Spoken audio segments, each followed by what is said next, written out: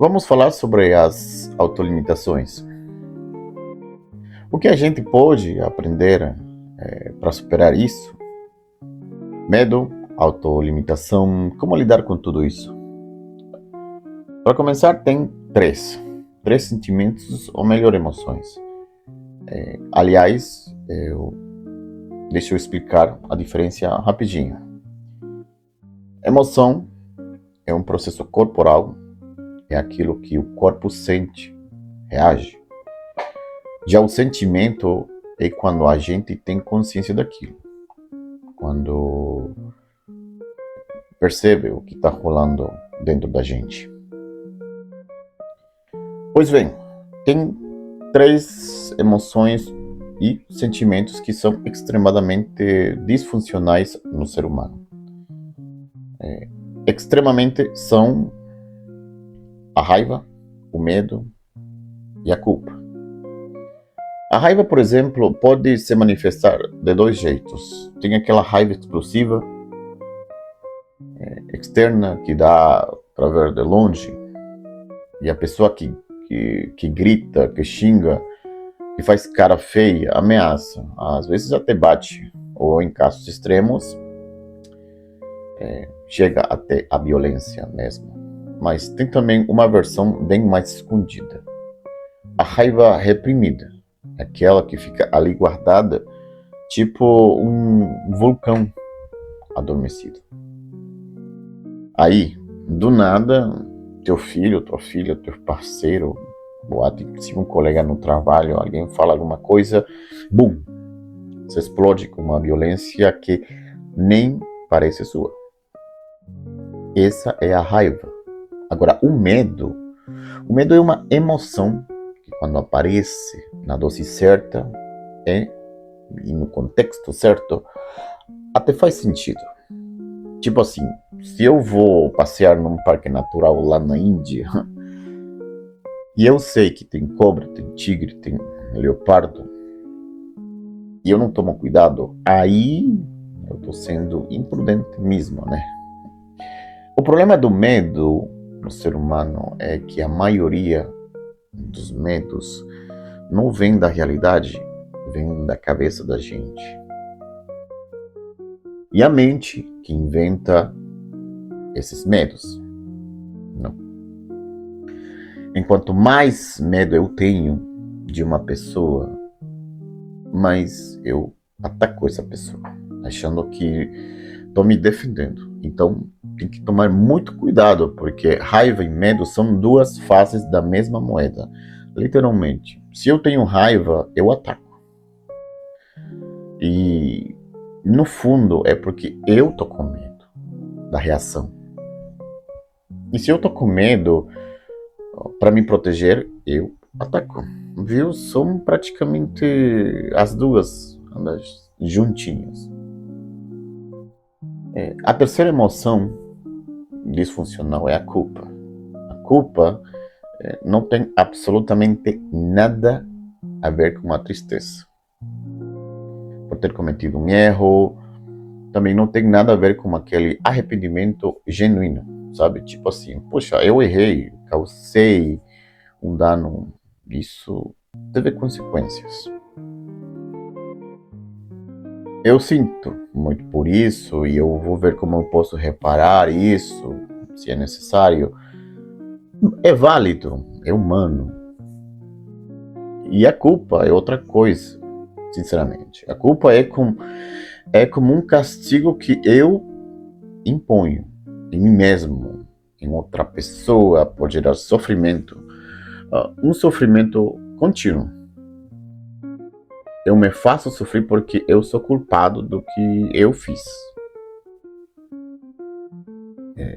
Me faço sofrer porque sou culpado de ser quem eu sou. Me faço sofrer porque um dia eu vou errar de novo. Vou pisar na bola. Então a culpa é devastadora. E esses três sentimentos, raiva, medo e culpa, eu costumo de chamar os três cavaleiros do Apocalipse, porque eles sempre andam juntos. Sempre. Então, O que eu te diria primeiro, eu diria que é essencial mesmo vigiar a mente. Quando você sentir raiva, o primeiro passo é não abre a boca. Não manda aquela mensagem, não liga para aquela pessoa, não manda um zap, porque isso é uma bomba relógio. Eu costumo dizer, se você está com raiva de alguém e quer escrever aquela mensagem, aquele desabafo, pode escrever sim, escreva, mas manda para você, é mesmo? Aí você lê no dia seguinte, porque no calor do momento aquela mensagem vai parecer super justificada, mas no dia seguinte, quando a raiva tiver baixado, você vai pensar, ainda bem que eu não mandei isso. Infelizmente, às vezes por não sabermos segurar a língua, a gente acaba dizendo coisas que depois se tornam o nosso maior arrependimento. Então, o primeiro passo diante da raiva é não se deixar levar por ela. Mas também não negue que ela existe. Porque se você tenta bloquear, fingir que ela não está ali, ela vai sair por outro lugar. Vai explodir de outro jeito. Reconheça. Sim, eu tô com raiva. Mesmo que seja de alguém que você ama. Admite, mas não reprima. Segundo passo, não haja movido pela raiva. Você pode sentir raiva, isso é natural, mas você tem a capacidade de não reagir a partir dela. De não responder no impulso. Terceiro passo, observa a raiva. Tenta se desapegar. Eu sei, não é fácil, mas dá para fazer, dá para tentar. Tenta olhar para ela de fora. Como se você fosse um espectador. Veja como ela está afetando o seu corpo. Talvez perceba a mandíbula travada ou que sua respiração, principalmente, ficou mais curta, mais alto no peito. Observa. Só esse distanciamento já tira a força da raiva. Como se você estivesse puxando o fio da energia dela. Aí depois respira fundo, 3 vezes, 2. E por fim, faz uma pergunta para si mesmo. O que é mais importante aqui? Aí você vai perceber que o mais importante não é reagir, é responder. Só que, como tudo na vida, isso exige treino. Tudo precisa de prática. E enquanto mais a gente treina, melhor vai conseguir lidar com essas situações. Com o medo é a mesma coisa. Porque a maior parte dos medos que a gente sente são criações puras da mente, feitas só para nos bloquear. Descartes, o pensador filósofo, o pai da filosofia racionalista, escreveu uma carta no fim dos seus dias. Ele falou assim, claro, não? Minha vida foi cheia de preocupações, a maioria dos quais nunca aconteceu. Ou seja, tudo isso de ficar imaginando futuros terríveis e já começar a sofrer por eles, são medos, são verdadeiros truques da mente. O que os hindus chamam de Maya, ou uma ilusão, um espelho distorcido da realidade. E o que eu recomendo é conheça primeiro a realidade. Mas para conhecer e reconhecer a realidade, a gente precisa parar de julgar e começar a explorar. Por exemplo, alguém diz alguma coisa e na hora eu já fico cheio de raiva. Por quê? Porque eu parti do princípio que eu interpretei. E a verdade absoluta. Mas não é. Aquilo é uma realidade da minha percepção. A minha realidade. Não a realidade. Se naquele momento eu julgo, condeno, castigo e deixo sair a minha raiva, o meu medo porque minha raiva atinge o outro, e eu já fico esperando um contra-ataque, então eu nunca vou conseguir enxergar a verdadeira e a verdade daquela situação. Mas se eu tiver humildade para dizer, a minha realidade não é a realidade, é uma realidade, pouco controverso, né? E perguntar, o que você quer dizer com isso? Explica para mim. Na maioria das vezes, a gente vai perceber o que a gente entendeu. Não tem nada a ver com o que a pessoa realmente quer dizer. E no fim, a gente tem que fazer uma pergunta muito, muito importante. Qual é a consequência da raiva e do medo no corpo? Olha, eu vou te dar um exemplo real. Eu conheço uma pessoa perto de mim maravilhosa, de verdade, uma pessoa incrível, que no momento de raiva perdeu a visão de um olho. Simples assim. No momento de explosão, o corpo respondeu. E foi horrível. De repente, levaram ele às pressas para o hospital de emergência. Fiquei surpreendido. Uau! Quando ele me contou, eu tinha passado por 5 cirurgias por causa de descolamento de retina. 5 cirurgias. Eu nem sabia que dava para reparar a retina tantas vezes assim. E no momento de raiva, imagina, né? Pode estourar um baço do cérebro, pode ter um infarto no coração, ou seja, o corpo mesmo tá tentando dizer pra gente, essas emoções, mesmo pareçam justificadas, não são. Não são. A gente pode sim se impor limites com firmeza, mas sem precisar de raiva para isso. Porque na raiva você até sabe o que está dizendo, mas não tem noção de como está dizendo. E é aí que mora o perigo. Então, o que eu poderia te dizer? Que tudo isso é um treinamento progressivo.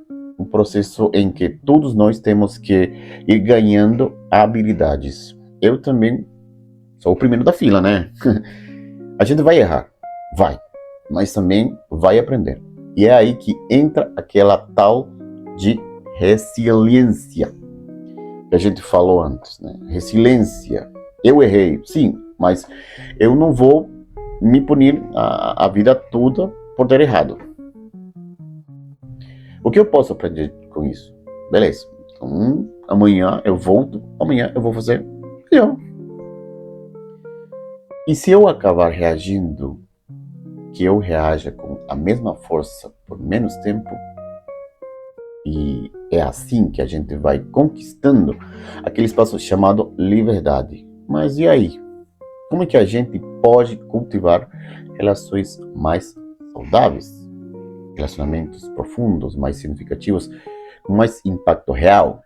Eu te conto uma coisa que me marcou muito. Eu li uma vez uma frase do apóstolo São Paulo que me pegou de um jeito muito especial. Ele diz: no fim, vocês só vão ser avaliados em uma matéria: o amor. Nossa, quando eu li isso, eu fiquei chocado. Eu falei, nossa, tanta coisa na vida que a gente pode ser avaliado e é só no amor.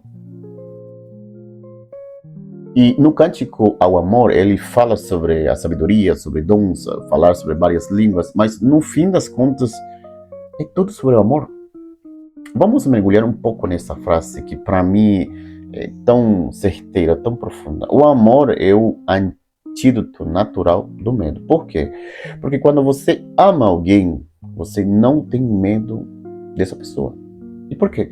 Porque quando uma pessoa sente medo de você, mas se sente amada por você, esse medo simplesmente vai embora. Então, de que tipo de amor a gente está falando aqui? Não é esse amor que a maioria das pessoas conhece, não. Não é esse amor condicionado do tipo, eu te amo se você for de um jeito que eu quero. Senão, eu te amo se você me responder do jeito certo. Ah, claro, eu te amo desde que você me retribuía, né? Tipo uma condição. Ou até aquelas coisas horríveis que a gente escuta às vezes por pura ignorância, né? Ou a de maldade mesmo. Tipo, se você for assim, Deus não vai te amar. Imagina um tipo de imagem que criam de Deus, né? Dizendo isso. E aí, não me surpreende nada que tanta gente acabe rejeitando um ser tão sublime. Não por ele em si, mas pela distorção que fizeram dessa conexão. Então, o que quer dizer, na verdade, amar? Quer dizer transmitir para uma pessoa algo muito claro. Eu não te amo pelo que você fez ou deixe de fazer. Eu te amo por aquilo que você é. Eu te amo porque você é um ser humano digno de respeito, porque você tem valor só por existir. E a partir desse amor que dá para estabelecer limites e dizer com firmeza, daqui não passa, daqui tudo bem, daqui para frente não, mas sem precisar agredir ninguém. Sem fazer chantagem emocional, do tipo, se você agir assim, então eu não te amo. Não. O que eu estou te dizendo de forma clara é, o amor não está em jogo. O que está em jogo talvez, e se a nossa relação pode continuar, né? Agora, deixa eu te perguntar, que papel a autocompaixão e o autocuidado tem nisso tudo? Ou melhor, qual é a importância real dessas duas coisas para a nossa vida, para nossa saúde emocional, para o nosso crescimento pessoal? Porque, olha, eles impactam diretamente na nossa capacidade de ir além de lidar com o estresse, de desenvolver resiliência. Então, vamos falar um pouquinho sobre isso agora, especialmente sobre a autocompaixão. Vamos falar. Primeiro, a gente precisa entender o que é compaixão. Porque, olha, a compaixão anda com a reputação bem manchada por aí. Uma vez, um diretor geral de uma empresa me disse assim: Luiz, eu não posso ter compaixão. Eu tenho 2.000 pessoas sob meu comando. E, sinceramente, isso me deixou meio pensativo. A compaixão, infelizmente, tem duas conotações negativas e totalmente equivocadas, que distorcem o que ela realmente significa. A primeira ideia errada é pensar que a pessoa compassiva é alguém fraco, que deixa tudo passar, que não impõe limites.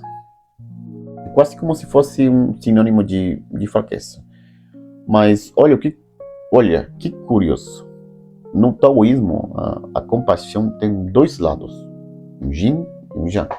O lado yin é o abraço ou o acolhimento, aquele gesto maternal, é o lado, né, bonzinho.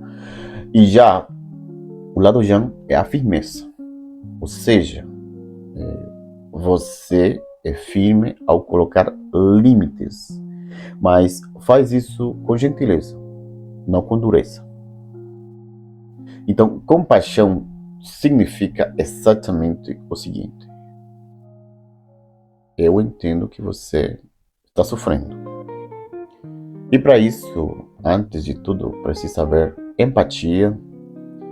Não dá para ter compaixão sem empatia. Mesmo que você não diga nada, eu percebo que você está sofrendo. O sofrimento não me é indiferente.